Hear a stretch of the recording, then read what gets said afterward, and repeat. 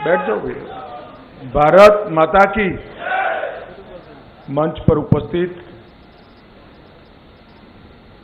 दिल्ली के सम्माननीय उपराज्यपाल श्री विनय कुमार सक्सेना जी,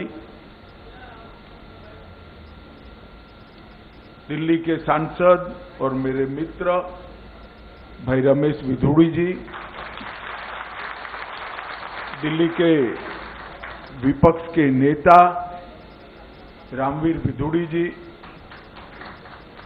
दिल्ली प्रदेश भारतीय जनता पार्टी के अध्यक्ष श्री आदेश गुप्ता जी, मुख्य सचिव दिल्ली सरकार नरेश कुमार जी, श्री अश्विनी कुमार जी, श्री ज्ञानेश भारती जी, और आज जो संयंत्र का लोकार्पण किया है जिंदल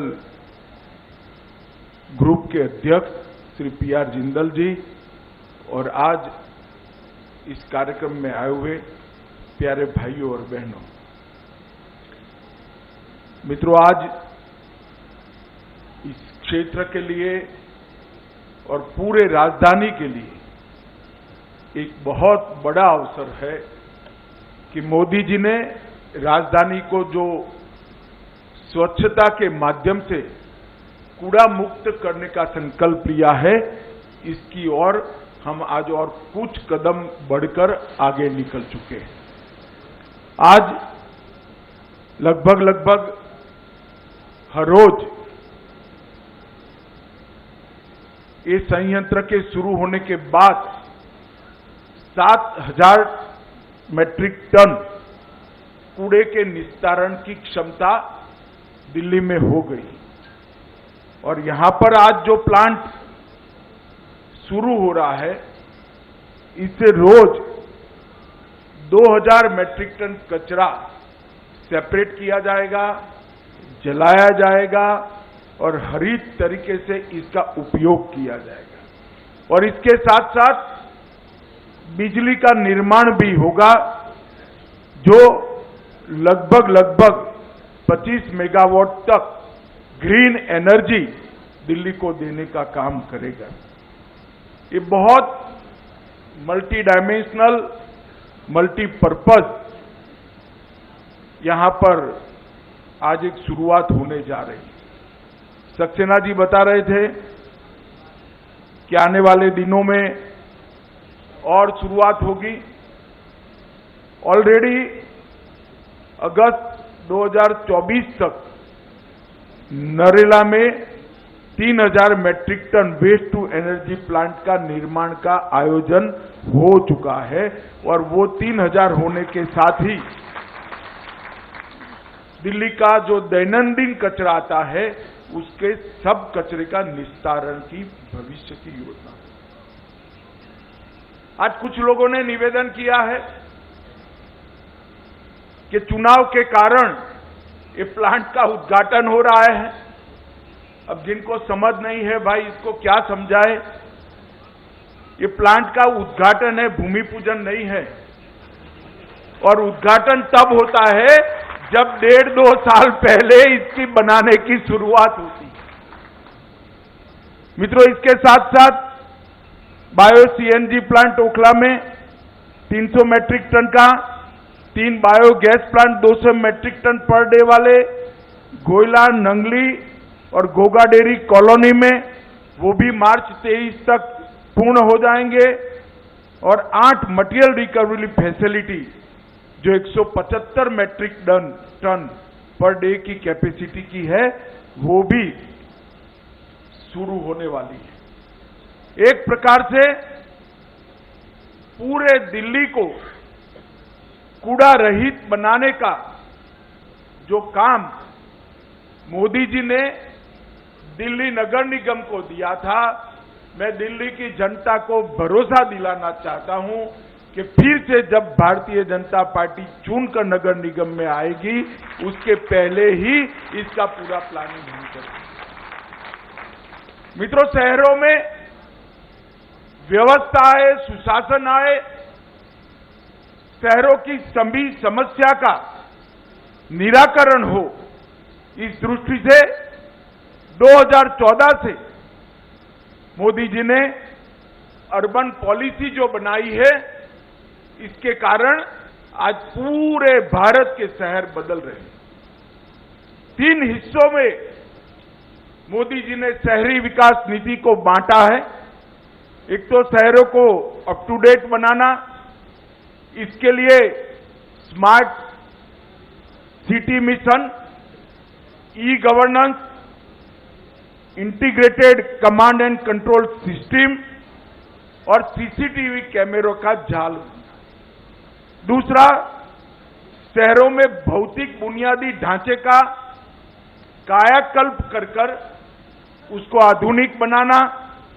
इसके लिए अमृत मिशन, रेरा का कानून, 25 से ज्यादा शहरों में मेट्रो का जाला बुनना और अब इलेक्ट्रिक बसेस देने का काम भी भारतीय जनता पार्टी की नरेंद्र मोदी सरकार कर रही है। और इसका तीसरा हिस्सा है शहरों की स्वच्छता, शहरों को स्वच्छ बनाना, शहरी जनों के और विशेषकर झुग्गी झोपड़ी में रहने वाले सभी नागरिकों के स्वास्थ्य को इसका फायदा पहुंचे। इसके लिए शौचालयों का निर्माण, waste to energy, clean energy के इस प्रकार की कारखाने डालना, सोलर रूफटॉप और एलईडी लाइट, इसके माध्यम से हम आगे बढ़ रहे हैं। और इसके साथ साथ प्रधानमंत्री शहरी आवास योजना, पीएम स्वनिधि योजना और डिजिटल लेन देन का बढ़ावा, ये सब को हम आगे बढ़ा रहे हैं। मित्रों, मोदी जी ने स्वच्छता का जो एक अभियान लाल किले की प्राचीर से 2014 में 15 अगस्त को घोषित किया था, 8 साल के अंदर इसके सुंदर परिणाम देश भर में मिलने लगे। अनेक प्रकार के कचरा के ऐसे पहाड़ आज धीरे धीरे अदृश्य हो रहे हैं। कचरे के निस्तारण के लिए अनेक संयंत्र लगाए गए, गटर की व्यवस्थाओं को चुस्त दुरुस्त किया गया है और कचरा का कलेक्शन के लिए भी एक साइंटिफिक नेटवर्क कश्मीर से कन्याकुमारी और आसाम से गुजरात तक हर शहर, हर गांव में बनाने की शुरुआत की। और सिर्फ इतना नहीं किया, आजादी स्वच्छता के संदेश को फिर से जमीन पर संस्कार के साथ उतारने का काम किया है।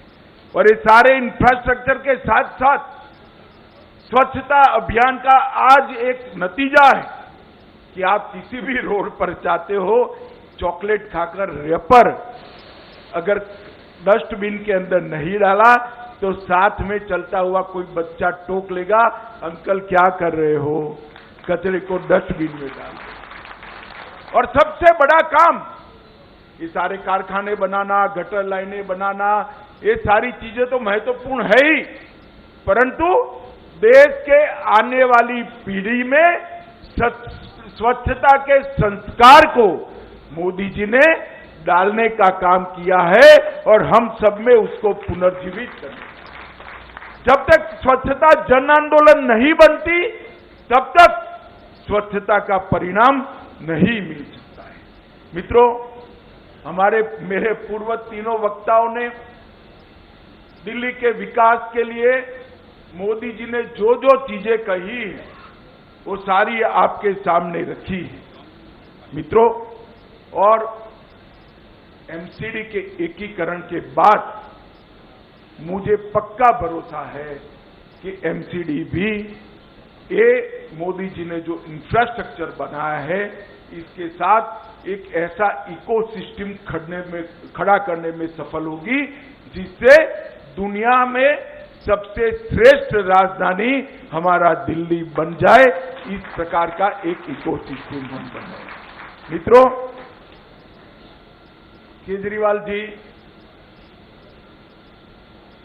कई प्रकार के हर रोज प्रेस स्टेटमेंट करते हैं, बड़ी बड़ी एडवर्टाइज देते हैं और उन्होंने ये मान लिया है कि प्रेस के इंटरव्यू से ही विकास होता है। उन्होंने ये मान लिया है कि एडवर्टाइज देने से देश की जनता भ्रमित हो सकती है।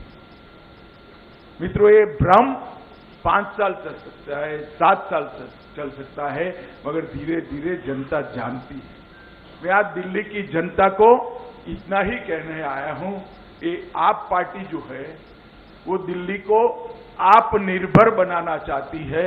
हम दिल्ली को आत्मनिर्भर बनाना चाहते हैं।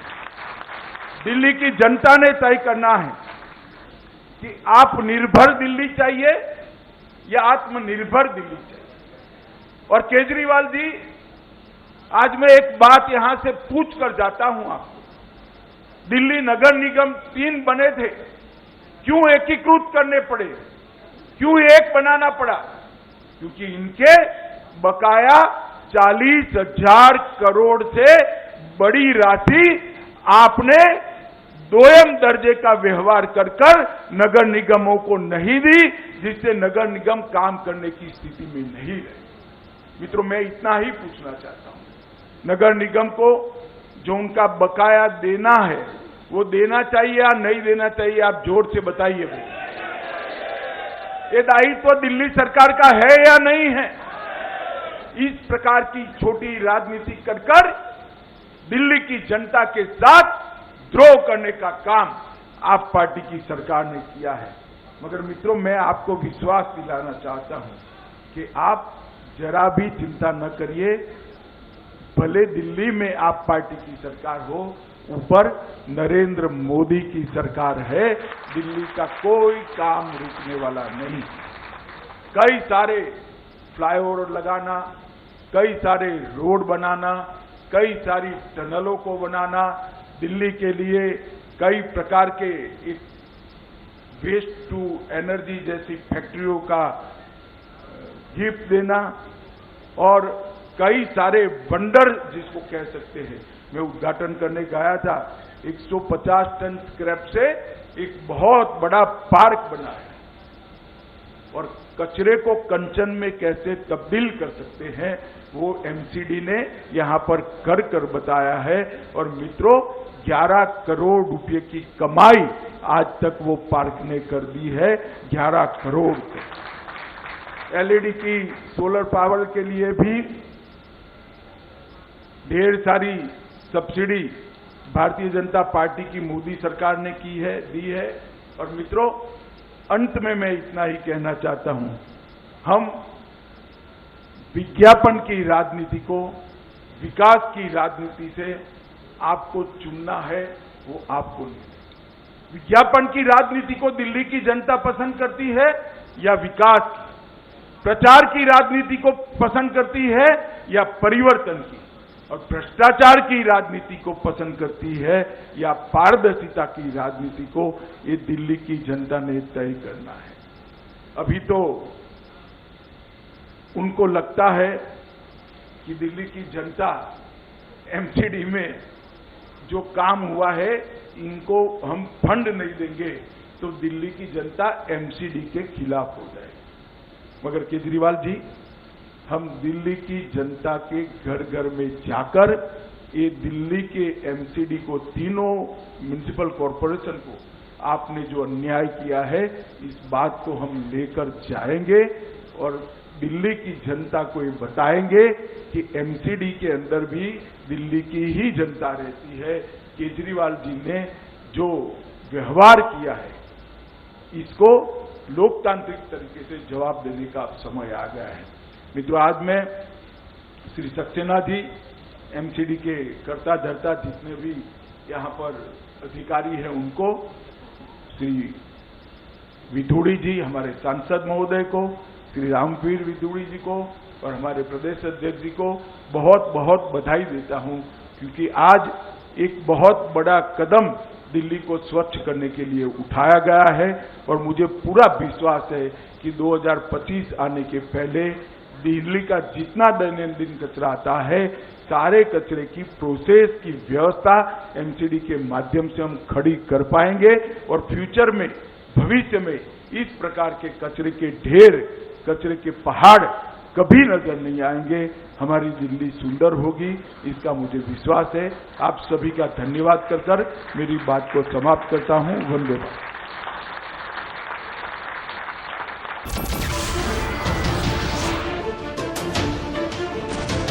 नमस्कार, मैं हूं संदीप चौधरी।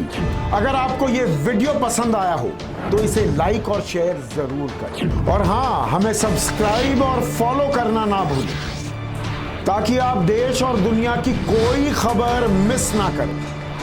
तो जुड़िए हमारे साथ और देखते रहिए News 24।